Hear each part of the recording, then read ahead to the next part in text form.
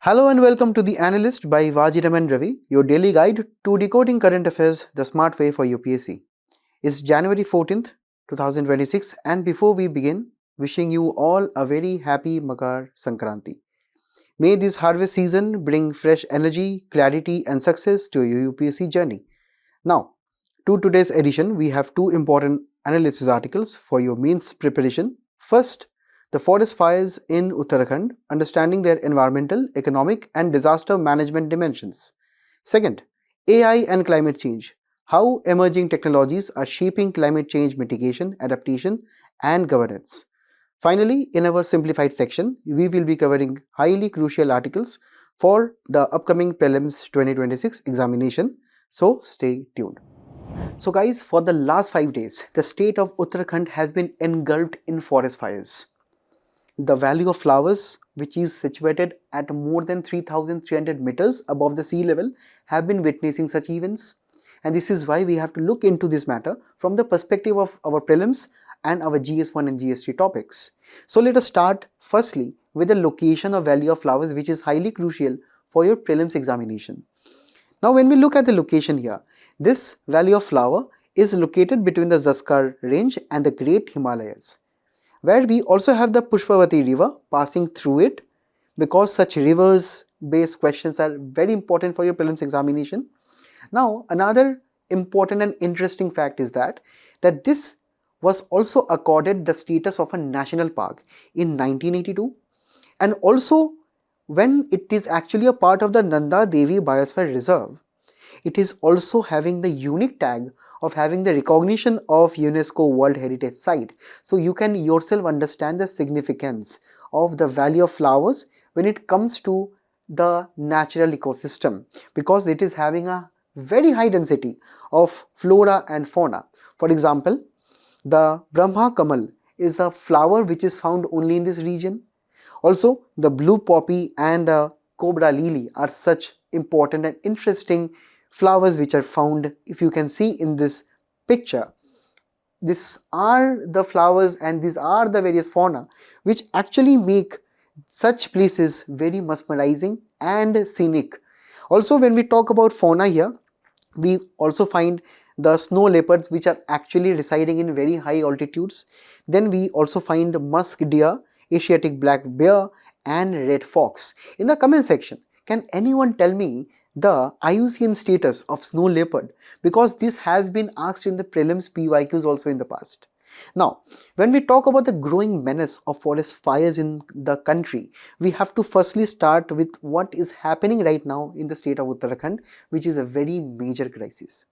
Now, if we can look at the map here, if you see, Valley of Flowers is actually situated at an altitude of more than 3,300 meters, which means that this area is quite inaccessible, and also such fires which have been raging for 5 days.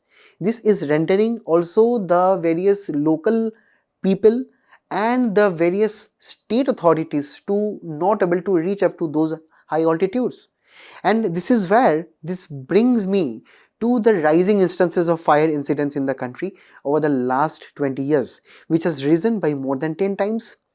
Despite we are having a slight increase in forest cover, right? But still the raging instances of forest fires are on the rise. Also, the forest area prone to fire, if you can see here, it is amounting to around 36% of India.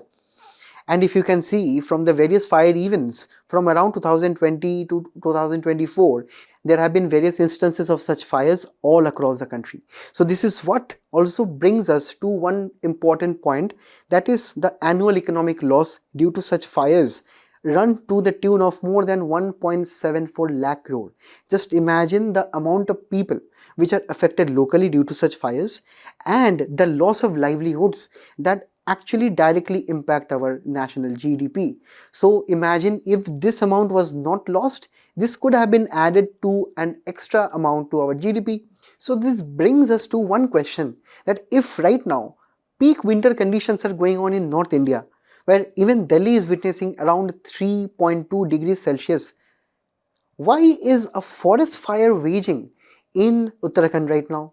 Because normally the forest fires in Uttarakhand occur during the months of February to June, and they peak during the summers of say May and June. Right now what happened actually is that Uttarakhand and the main regions above the snow line, they received very less snowfall. And you know guys, if there is very less snowfall, there will be much more drier conditions.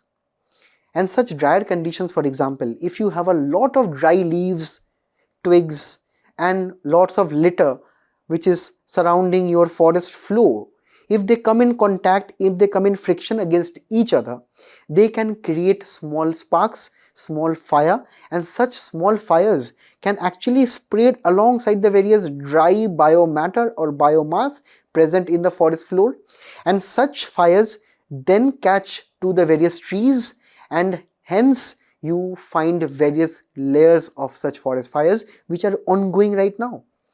So that is why exactly the lack of snowfall made the vegetation extremely dry, and this is why the forest floor become too much inflammable.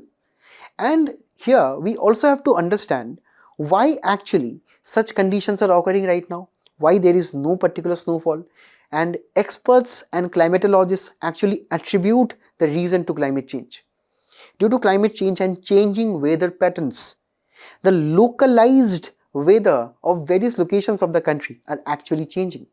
And if you can understand, Valley of Flowers, which is actually a local region, if you do not actually receive a lot of snowfall, conditions of dry air and various other dry biomass will appear, and this is what will give rise to forest fire.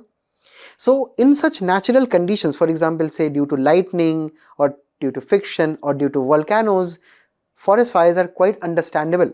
But right now, if we are actually seeing more instances of forest fire, that means these are not natural, these are anthropogenic in nature, and that is why 90% of the forest fires which occur right now are actually man-made, or actually where we have to blame right now, because there have been so many instances where various tourists have gone to some forests, they have left their campfire on, and that campfire and the spark and the fire from the campfire, due to various windy conditions, they spread to the rest of the dry vegetation and hence igniting the entire forest.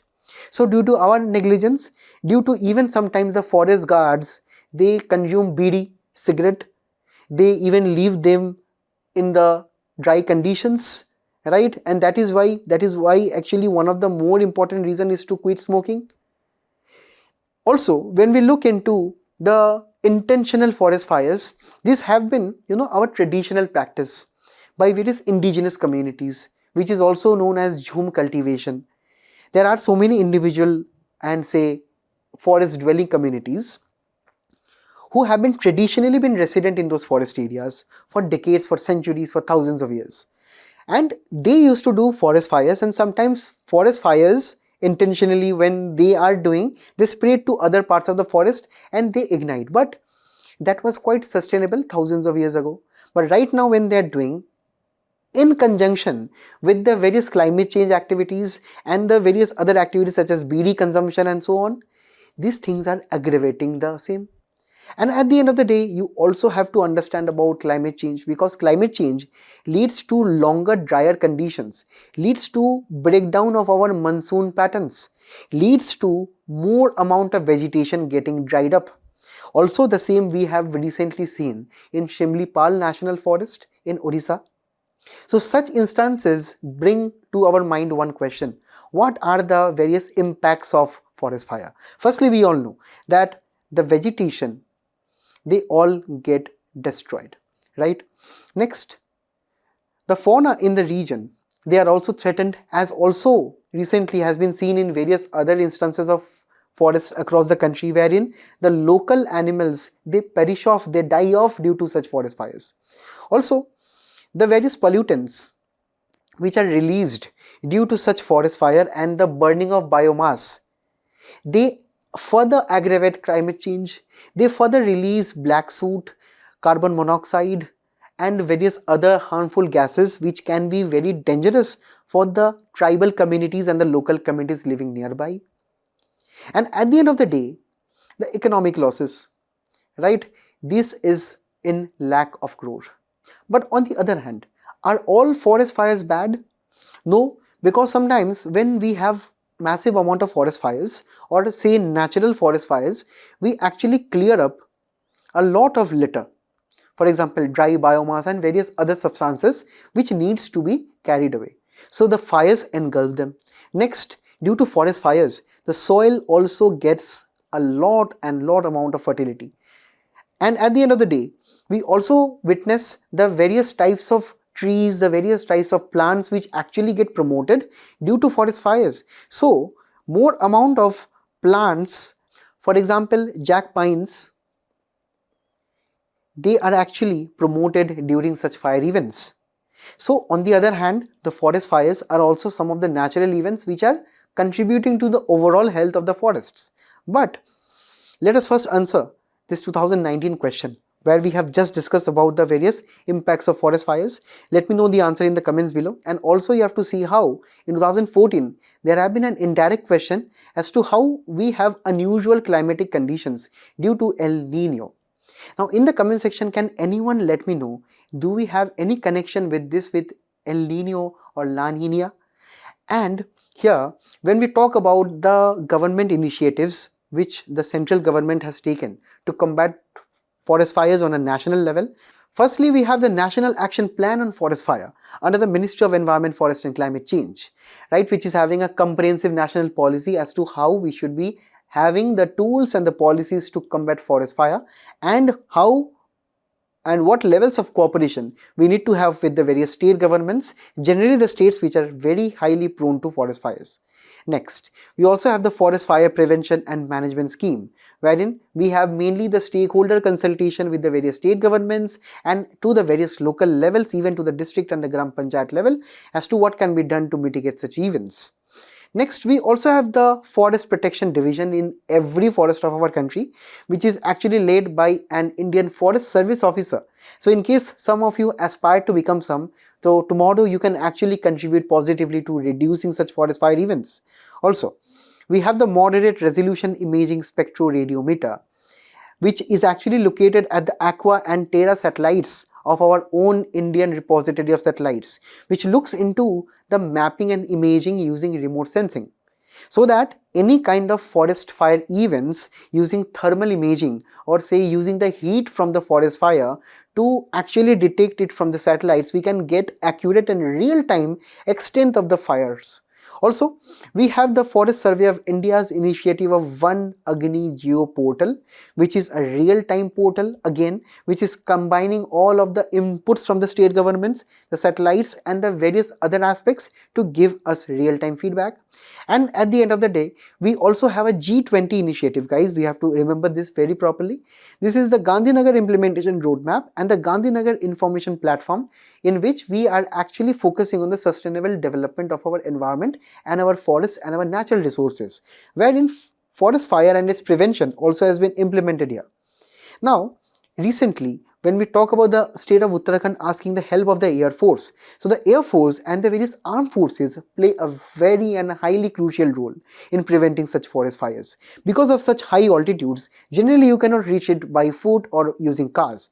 That is why the use of helicopters and complex satellite systems come into picture, wherein such helicopters use such bamboo buckets, where such buckets are filled up with water from a nearby water source using helicopters, and then this bucket is carried over onto the areas which is witnessing forest fires and the water is poured over the same. And we have to understand this, guys, that this is a limited measure. This is a measure that we can take only after the forest fires. But actually, we have to ensure sustainable forests to not at all let such forest fire start in the very first place. So that is where we have so many instances and so many lessons to learn. Firstly, the biggest lesson is coming from the Van Darshini and the Van Bhojanam awareness initiatives conducted in the state of Uttarakhand, right? So these are all community-led models, where if you see the Van Panchayat, the forest panchayats, right, are actually brought into the table. We actually sit with the various stakeholders there, and we discuss as to how we can have reduced forest incidents. We can actually involve a lot of experts when it comes to the forest conservation, the government, and also we can offer various skilling courses as to how we can reduce such forest fire events. Next, when we also talk about the joint forest management committees, these are also where the various representatives from the forest can be a part of the same and they can contribute their inputs. Also, we cannot ignore the role of technology, guys. We have to use a lot of apparatus when we talk about the sensitive equipments which are present on our satellites, which help us look thermally into the forest fires. So we need better upgrades such as the MORIS and the SNPP VIIRS, which are nothing but heat mapping cameras. If you can imagine that, if at all in some areas of our forests the satellites capture some heat signature, that heat signature can be relayed in real time to the tracking and monitoring authorities in our country. So we need better amount of infrastructure and funding for the same. Also, we need more drones on the ground which can actually look into the thermal imaging part, so that if at all we need to look into the extent of forest fires, we can use the drones to actually get rid of such events.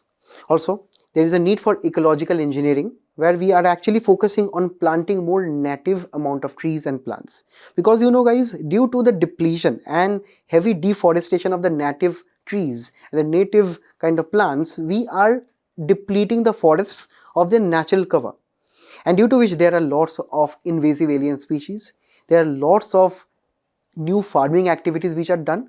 These are leading to more instances of forest fire.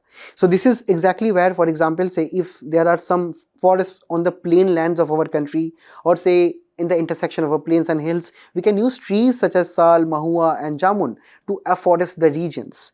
For hilly areas, we have to use various native trees such as the broadleaf ones like oak and rhododendron, right? Also, in recent times, various forest conservationists are looking at a special type of fungi, right? Mycelium bearers are the name of such initiative, where using fungi we are trying to prevent forest fires. Also, by using biobricks which are made from agricultural wastes and which can be actually put along the borders of the fire prone regions, so that the forest fires do not cross those borders, so that such biobricks they can burn up and they cannot spread the fire to the next location. Next, we also need to empower the various tribal sections of our population. We have to strengthen the Forest Rights Act and give more power to them, because if we give land rights to more amount of tribal populations, they can preserve their land better, they can preserve their forests better. Also, to promote more native trees, we need seed ball dispersal, where some seeds are actually collected in a ball made of cow dung and various other agricultural waste, and they are dispersed across the forest. They are very helpful in restoring the native species of the local forests. And finally, Odisha's Simlipal Forest Reserve offers us very crucial insights into how the local tribal populations are reorganized by the state government. They are given skills, they are given even stipends to preserve the forests and also prevent local forest fires. And at the end of the day, we have to transform our forests into climate resilient features. Firstly, we have to have strictly no-go zones in various forests which are highly prone to forest fire. So we must be restricting tourism activities, we must be restricting various activities that are inflammable in such forests. And finally, for electricity lines which also cause fires in various forests, we can have underground cabling so that forest fires do not come on the surfaces. So this was all for this topic. We had a very comprehensive discussions into the causes, nature, and what can be done to reduce forest fires. Now it is your time to write one answer in the comments and let me know what you actually think of the state of forest fires in the country. Now we will be moving on to the next one. So guys, in this article, we are going to establish the link between artificial intelligence and climate change. And the author here is arguing that more use of AI is contributing positively to climate change. So this is where the topics of science and tech, environment and conservation, and even ethical considerations of AI come into picture. Because if we are using more AI to improve our productivity, we should also weigh in the concerns which are seen on our environment prominently. So the authors start with a OECD study, which you can always mention in your mains answers whenever you are writing one answer on AI or environment, right?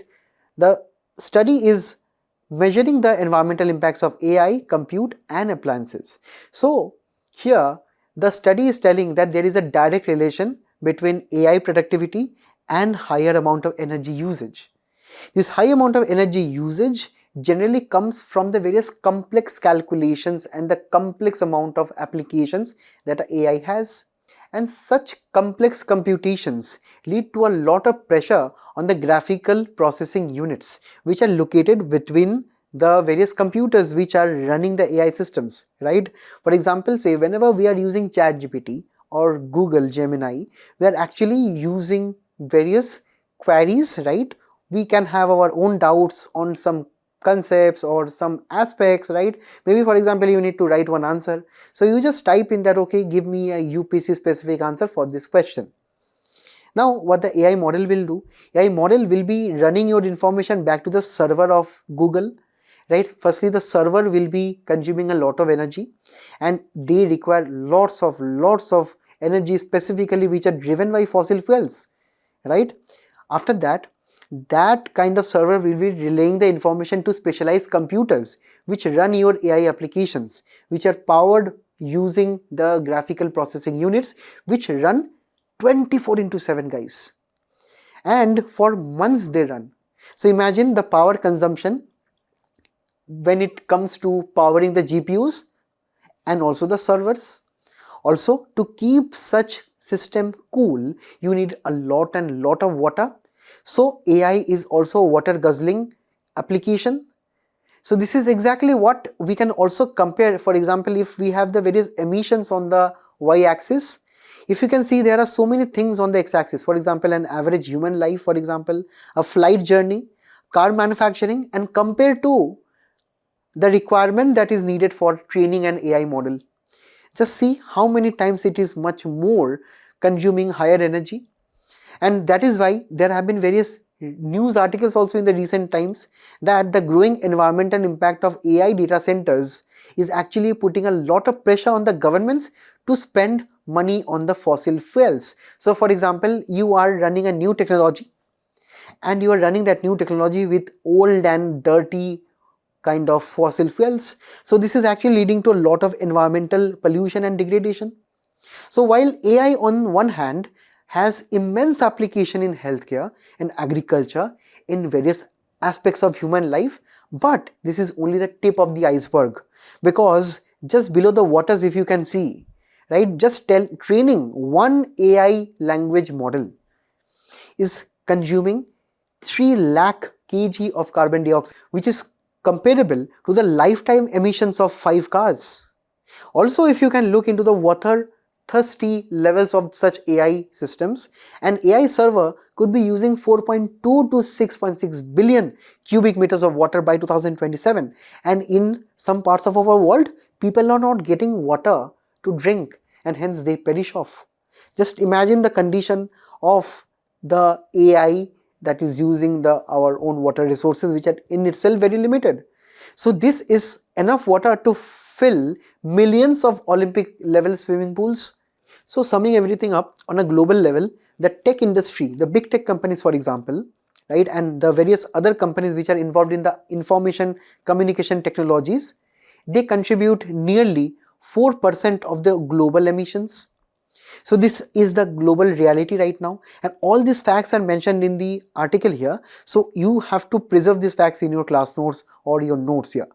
Now, for example, say if I pose a simple question to ChatGPT and Google, ChatGPT will be using 10 times more energy than Google, and Google on the other hand is claiming that its AI language model, that is Gemini, is actually using only 0.24 watt hours per AI prompt.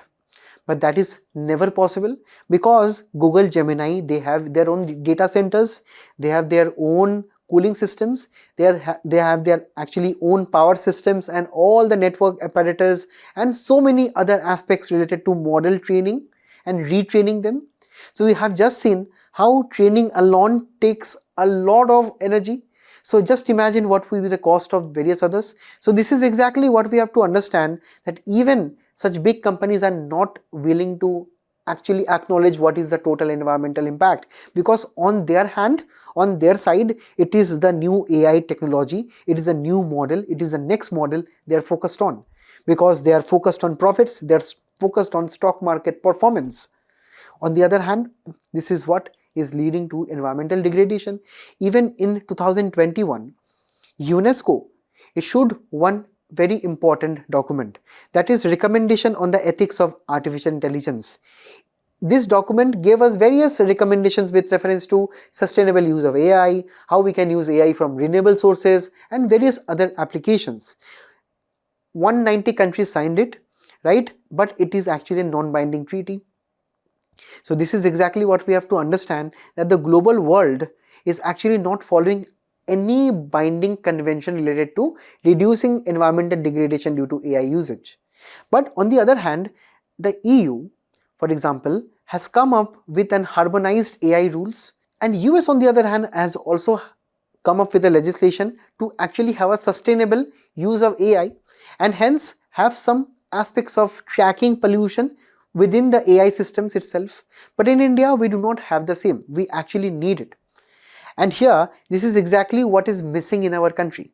So, the way forward here, the solutions are, firstly, let us have environmental impact assessment with reference to any new AI data center that we are going to open up in India, or any new GPU based AI startups, right, or any other aspect related to AI architecture. We need to conduct a thorough environmental impact assessment, right? So in cases of large AI training models or data centers and various other cloud computing models, we need to do a mandatory EIA, wherein the project must be going through proper screening and all the various stages of EIA. Next, we need to create uniform measurement standards, rules, functions, formats for all of the AI operators in the country. And this is where we have to prevent excessive monopolization of power of resources in one company itself. So if we are trying to make AI sustainable, we have to make it for all of them. So there must be stringent fines if at all such EIA impact assessment or various other norms and rules are not followed.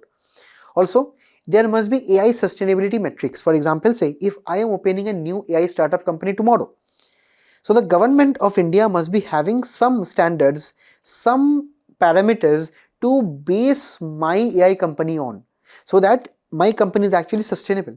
For example, say if I am setting up the AI company, I have to on a monthly basis report what are my greenhouse gas emissions, how many units of electricity I have used, what is the cooling technology that I am using, what is the amount of data center and the land use I am doing, and also the various hardware and minerals that I am importing from the other parts of the world.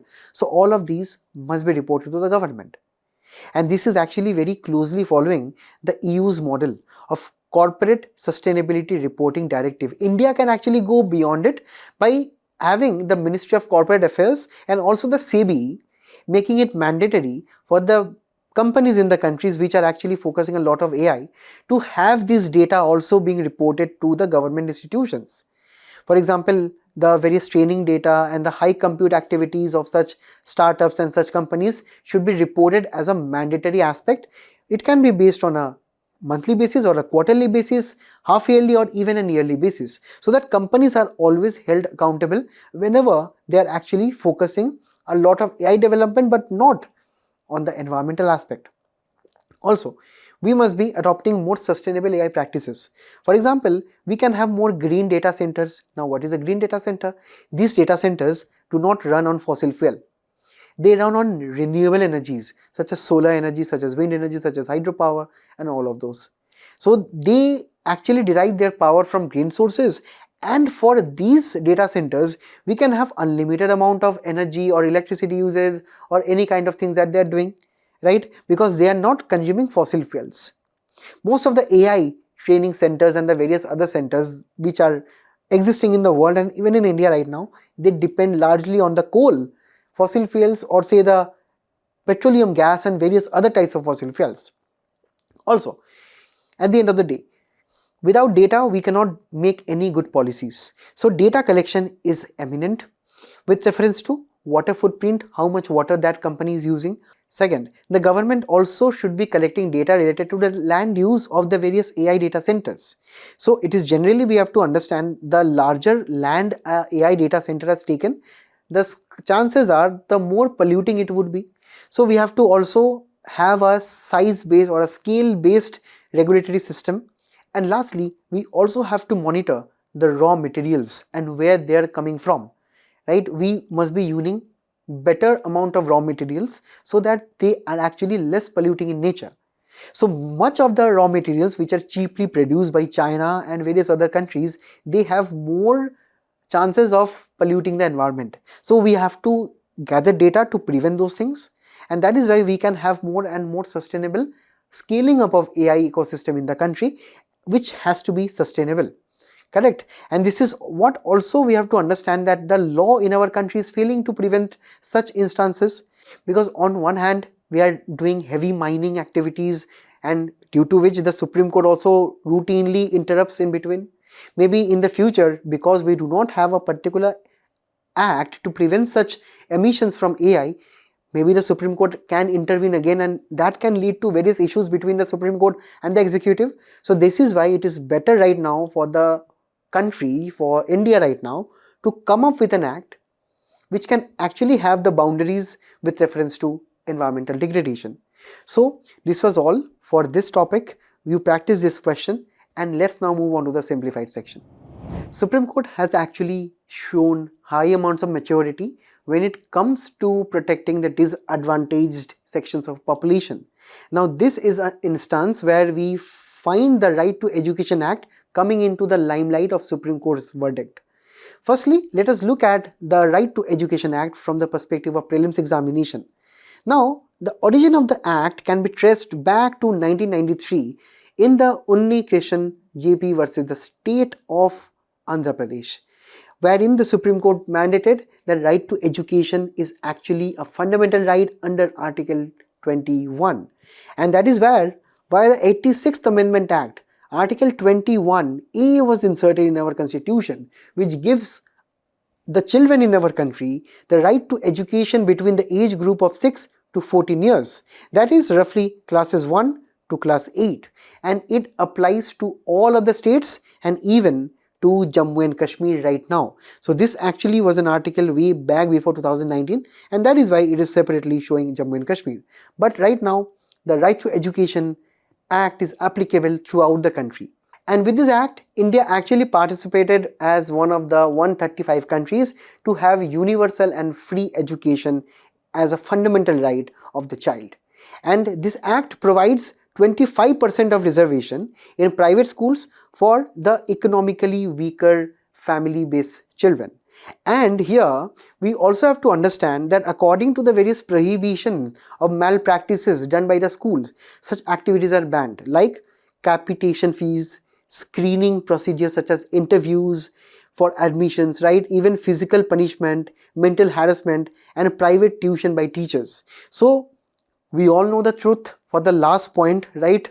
We have seen how our school teachers still did private tuitions, and that is actually one of the criticisms of this act, because such act has not been uniformly implemented across the various states and across the various districts of our country, right? And also there are proper norms and standards to be followed in the educational system in our schools. For example, for the pupil to teacher ratio, that has to be 1:30. And also with reference to the toilets and the classrooms and the digital screens and the various infrastructure, they have to be of high standards. So all of these things are actually a part of the Right to Education Act. Also, the 86th Amendment Act amended the Article 45 of a DPSP, right? And also the fundamental duty of the parents of our country. Now finally, let us look what the Supreme Court told regarding this particular matter. This is a matter which is concerning Mr. Dinesh, who is belonging from a very poor background, and he wanted his child to attend a private school. You know guys, that under the Right to Education Act, the private unaided schools must be reserving 25% of the seats for the economically weaker sections and also for the ST, SC and all the socially backward classes. So this is where Mr. Dinesh went to the school asking for admission of his child, but the school denied that there are no seats. But upon various RTI applications, it was found out that the school intentionally did not give the seat to the child because simply Mr. Dinesh came from a poor household. Now this is going against the fundamental rights of our country, guys, because the Supreme Court told that in a society there must be equality. Such equality that the child of a multi-millionaire or a Supreme Court judge has to sit shoulder to shoulder with a child of an auto rickshaw driver or a street vendor. These are very powerful lines, guys. They actually told that class, caste, gender, economic position, these things must be kept aside in the schoolrooms, in the classrooms, because the classrooms are shared institutional space. These spaces are important for the collective and holistic development of child in the country. Because, the Supreme Court again used a very important word which you can actually use in your mains answers, that the schools in our country, right, are actually focusing on the right to education. The Right to Education Act in itself is a normatively ambitious act, because by the very provisions wherein you have the provision of 6 to 14 years of any child to be getting free education at our schools, this is in itself a very ambitious act and an ambitious benefit, because such leads to broader capability development of our workforce in the future. So they can get better education, they can get better jobs, and they can actually do better for their generations. So that is why this is actually a normatively ambitious kind of an act. So these were actually what the important Supreme Court highlights were. Now we will be moving on to the next one. According to recent updates, the government of India is seeking the source codes from the phone manufacturing companies. So let us look actually what this means for general science and cyber security here. Guys, whenever, for example, I prepare a pulao, I have rice, I use masala, I use so many vegetables, right? And this is what I also have in mind, a recipe. Now this recipe is in my mind, and sometimes my recipe can be very famous, right? And because this is my own recipe, I also need to protect it from others. This is exactly what also goes on your smartphone, guys. Your smartphones are actually running on complex programs. Some programs are very open for us to see and touch and feel. For example, any kind of applications that we use on a day-to-day basis. Some other programs run silently behind the background. These are those protected programs by the phone manufacturing companies itself, because those kind of programs are actually the recipe of your smartphone. How better your smartphone operates is dictated by those softwares, and they are actually known as source code. So they are actually the core repository of software programs, right? And their associated digital assets. This means that such programs actually in our smartphone helps run so many other applications. They have so many other modifications, even with the software updates, right? We get a new code, right? A new recipe, for example, a new better phone. So this is exactly what we have to understand. Source codes are actually engineered by the manufacturing companies themselves. They're inserted into the phones and they run silently in the background, and they are also protected by the manufacturing companies themselves, because it is their own recipe. It is actually their own intellectual property, right? So everyone would like to protect their own intellectual property. Everyone would like to have their own patents, and that is why every company between themselves, they hide this code, because such codes only have access of the manufacturing company itself. Right now, if there is any hacker who is having the access to your source code, that person can do anything with your phone. And that is why this is one of the other reasons, apart from IPR or intellectual property right, that these source codes are actually heavily guarded to prevent such hackers.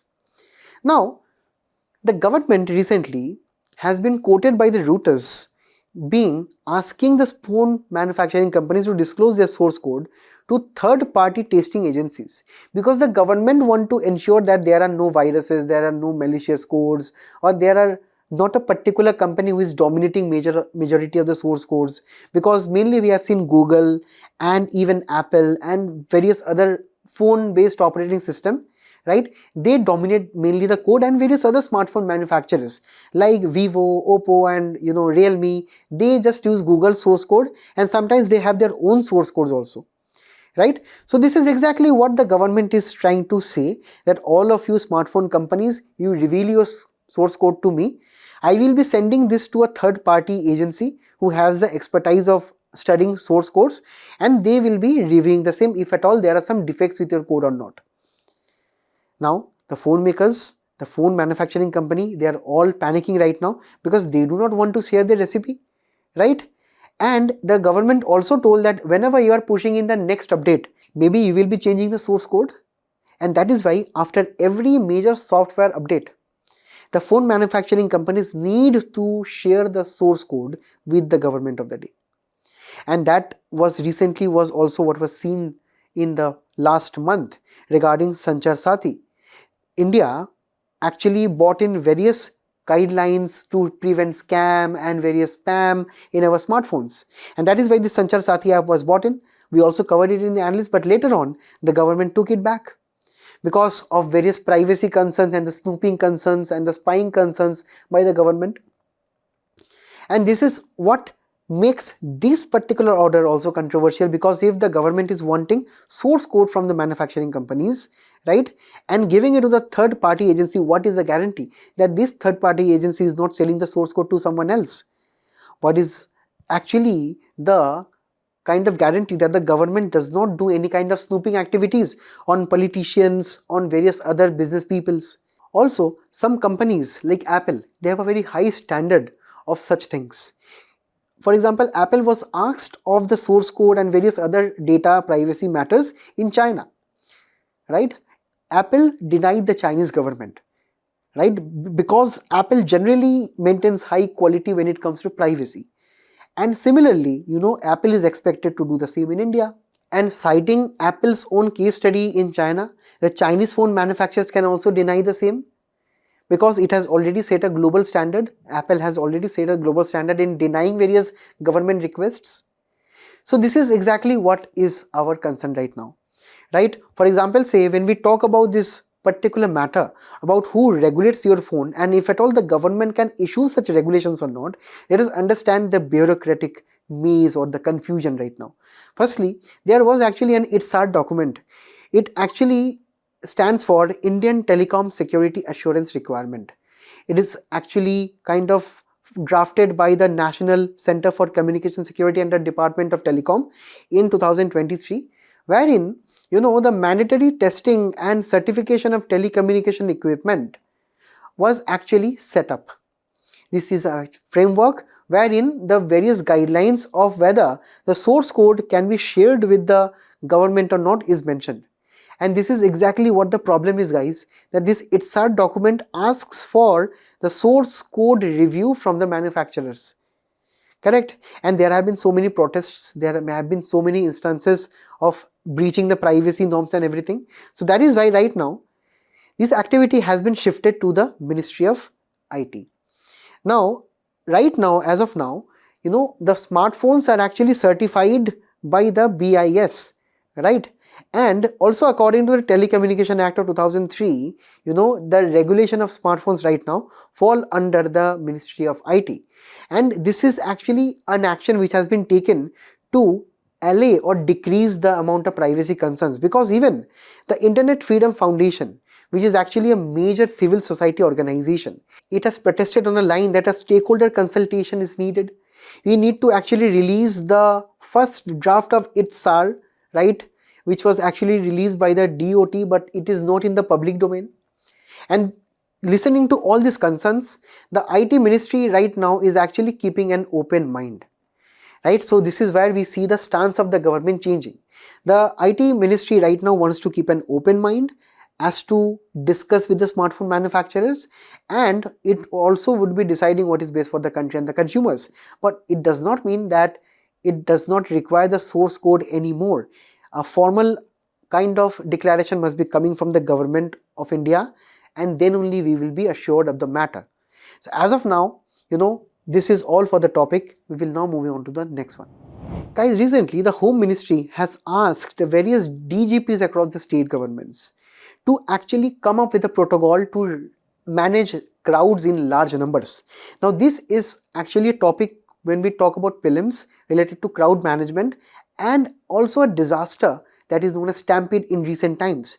If you see in India in recent times, there have been a lot and lots of stampede events.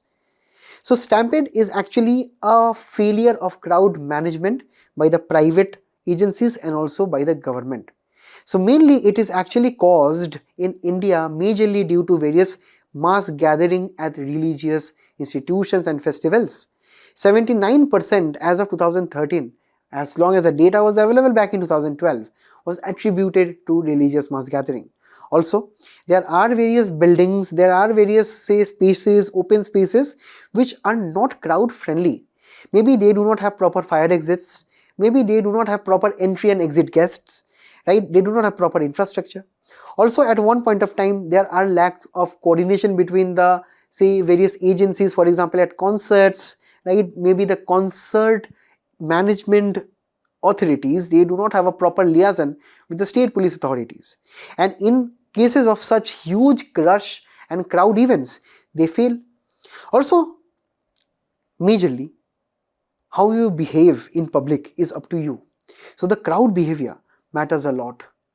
The crowd in India sometimes becomes too crazy, right? They run after celebrities, they run after XYZ activities, and this is exactly what leads to such events. Also, security issues are to blame. Sometimes there are lacks of CCTV cameras to actually monitor the issue. And at the end of the day, fire and electricity sometimes causes panic, and this also leads to various crowd mismanagement, as was also seen during this event. Look at the picture closely and in the comments you let me know what event am I referring to. And also in 2025, if you can see, 30 people were killed at Prayagraj, 18 lives were lost at the New Delhi railway station, and so many other deaths happening only due to these things. That is why, to strengthen the security conditions, the Union Home Ministry has instructed the police chiefs across the country to clearly define the responsibility for the event managers and for the event organizers, and also to maintain records. So for the organizers, the government, the Home Ministry came up with various checklists. For example, all the organizations, they need to come up with comprehensive plans of crowd control, emergency exit and medical aid. All of these things must be there. Also, timelines are a must. For example, there must not be any last minute changes with reference to the arrival of some celebrity or some very big VVIP or some religious event. There must not be any last minute changes. Strict schedule compliance must be done. Schedule must not change, because at last minute if things change, people panic. And at the end of the day, there must be proper dress codes for the various organizers and volunteers. For example, dress codes like this, right? So that they can be easily identified. They all must be having ID cards with reference to such mega events. Also, when we talk about the various other recommendations, there must be comprehensive crowd management plan in the country, right? A manual, a document, even CCTV cameras must be assisting the same, right? So money must be spent by the state government and the law enforcement agencies to have more CCTV cameras, to have more training institutions with reference to such prevention of stampedes. Also, entry-exit flow management must be done properly, and a very unique thing here is that we can use the RFID tags. The same RFID tags which are actually used in FASTags, we can use them as wristbands to actually monitor the flow of the people. Also, constant real-time communication via loudspeakers, LED TVs must be there. Right? Even for example, when you go to Vaishno Devi Mandir, right, you have at various intervals loudspeakers and LED TVs fitted. Right? Also, with reference to mass casualty preparedness, right, in any event, right, we have to be prepared. That is why first aid boxes, ambulances must be prepared at the site itself. Next, there must be regular third-party audits. So a third party and external organization must come to such events or to some event management companies, and they must be conducting reviews properly to have more accountability on them, and also to actually not go to various legal hurdles later on. Also, at the end of the day, the people themselves, they must realize that they also have a role to play. They must be more calm and composed. When it comes to devotees and religious institutions and temples and organizations and mosques and churches, everyone must be trying to follow the common decorum and civic sense. So this is what we have to understand, that we can use the priests, volunteers and religious leaders to spread such kind of message. Right? So this was all for this topic. We will now move on to the next one. Recently, India and China and their diplomats have been in a public verbal spat over the Shaksgam Valley. So let us actually look into the firstly important aspects of mapping here. Now you know guys, this is our map of Kashmir region, where you know that this is a line of control. Here we have the Pakistan occupied Kashmir, and here we have the Aksai Chin, which is also illegally occupied by China.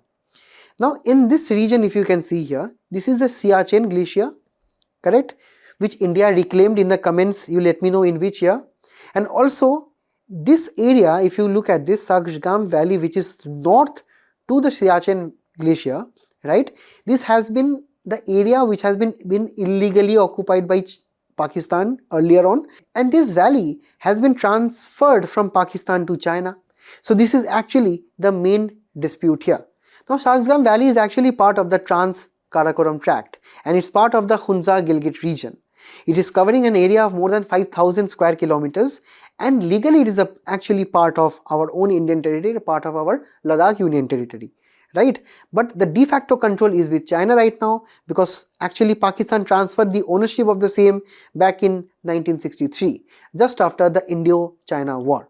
And if you can understand guys, in the 1950s, China already gradually started encroaching on the Aksai Chin region, that is this region here, correct? And finally, this culminated in the 1962 India-China war. And later on, in 1963, Pakistan signed a boundary agreement with China, right? And this agreement kind of gave away the Shaksgam Valley to China. And because you know, China wanted this kind of region for a strategic buffer between India and China, and that is exactly why China took it from Pakistan. But according to the Article 6 of the agreement between Pakistan and China, after the settlement of the Kashmir dispute between Pakistan and India, the sovereign authority concerned will reopen negotiation with the government of people of Republic of China to sign a formal boundary treaty. So this means that this is kind of a loophole, right? Because this transfer is not full and final. That means that this agreement is itself telling that after the Kashmir dispute has been solved from Pakistan side, then it will again open negotiation with China to actually formally transfer or not. So legally it is not China's, right? Even if China is occupying the Aksai Chin illegally, it is also occupying the various regions of the Shaksgam Valley illegally. And this is exactly what actually started in way back in 1963. Even our own Jawaharlal Nehru criticized this Chinese aggression, right? And he actually told that the Chinese forces are interfering, and this reflects China's expansionist policy. Even the current government of 2022 to 26, for example, during this time, right, we have totally invalidated the demands of China, right? Because such region is actually very important for us strategically. And for example, China is hell-bent on promoting its CPEC, the China-Pakistan Economic Corridor. If you can see, this is what the Chinese ambitions are, to link the overall region and encircle India in this land route. So this is exactly what we have to also understand, that the CPEC has various ongoing projects, starting from, you know, Xinjiang, that is a Kashgar in China, to Gwadar port in Pakistan. So this is what the China-Pakistan Economic Corridor looks like. And if you see, this runs through our own Shaksgam Valley here in this area. So this is exactly what we see: new infrastructure build up, new camps being set up by China, correct? Because China has a broader goal by the CPEC. It wants to bypass the US tariffs in the Strait of Malacca, and it directly wants to trade with Pakistan's Gwadar port directly using the Arabian Sea for the sea routes, Correct? So this is exactly what China is trying to do. So it is trying to shorten the oil import routes from the Middle East also by this road, and this is exactly what this region is in the news again. So we will actually see what the issue will be, but in any time soon, I don't think so this issue is going to resolve. This is only going to bring up more tensions between these two countries. So that is why these two countries and three countries must be sitting together and trying to understand what are the various needs of the hour for the greater benefit of the people, which I hardly think they will do. Now on to the next one. Recently, Indian government bonds were not included in Bloomberg Global Aggregate Index. Let us understand this from the very detailed, guys. Firstly, when we understand about the government bonds, these are the various debt instruments, right? For example, say if the government of India is issuing bond, it is actually taking debt or loan from us for various projects, for various aspirations, on various even day-to-day transactions. So what is here that, for example, if I am buying a government bond, I know that the government of India is a very secure institution, it will not go away. Right? So similarly, if I can also imagine I can buy a government bond from the US government also, but you right now know that the US government is much more stable, economically much more superior than India. So in this way, you know guys, in the world, there are various private organizations, they rank each and every country and how their own bonds perform internationally.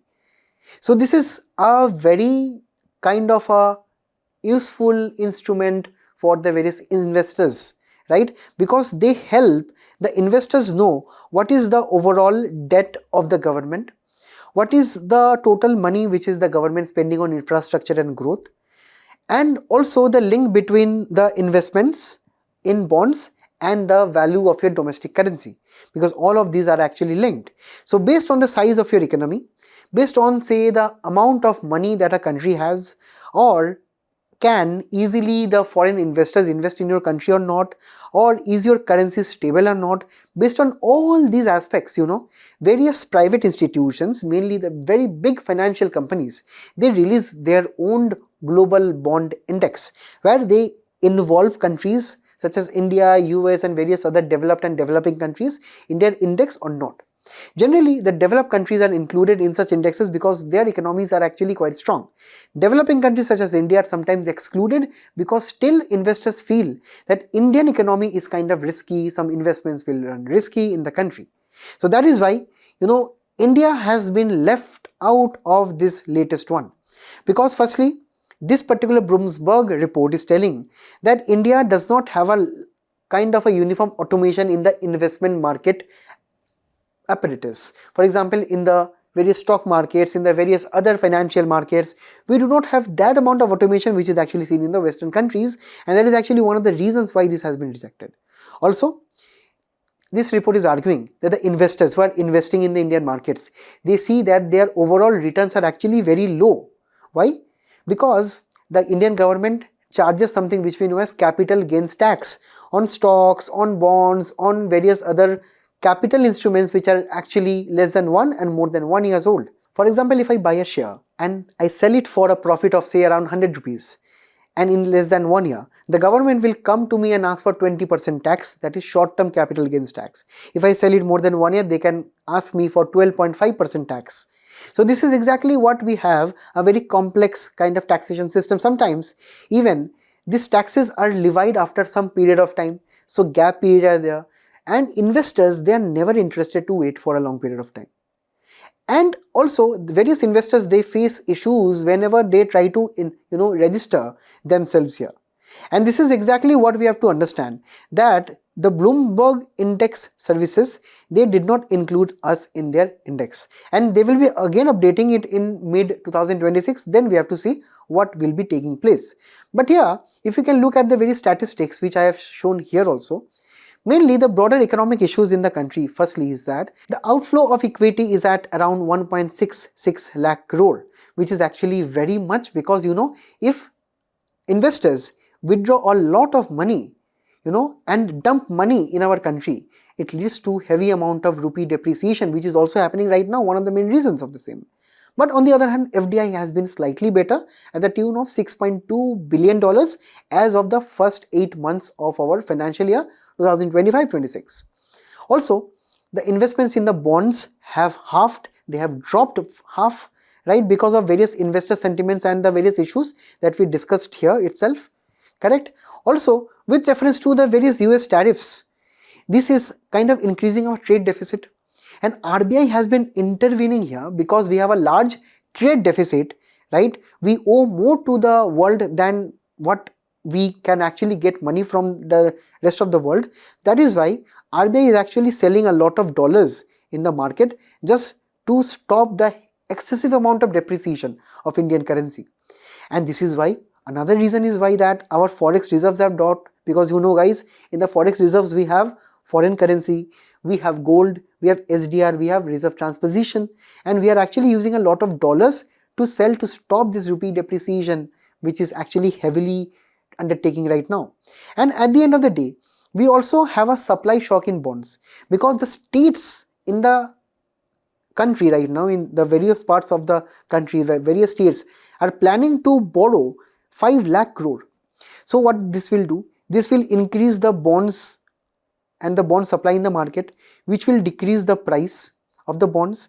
And you know guys, whenever a bond price decreases, the yields goes up, and whenever the yield goes up, the repo rate and the various ambitions that the RBI has to reduce the repo rate in the country, that will not happen, because if the yields are going up on the new government bonds and the existing government bonds, that means that, you know, the repo rate and the overall monetary transmission of our central bank, that is the RBI, will not be properly done. So this is exactly what we have to take away from such an article, because RBI is actually the central bank of our country. It dictates the main interest rate, that is the repo rate, and on that actually all the banks operate. And if the yields are going up, this is disturbing the repo rate here, and that is why the banks and the borrowers later on, they cannot get interest rates at a very lower cost. So this is exactly what is happening right now. So we have to solve these issues, and this was all for this article guys. So I thank you for all of you for being a very patient audience. Please attempt the quiz which is following up. Till we meet again, all the best and best of luck. Thank you.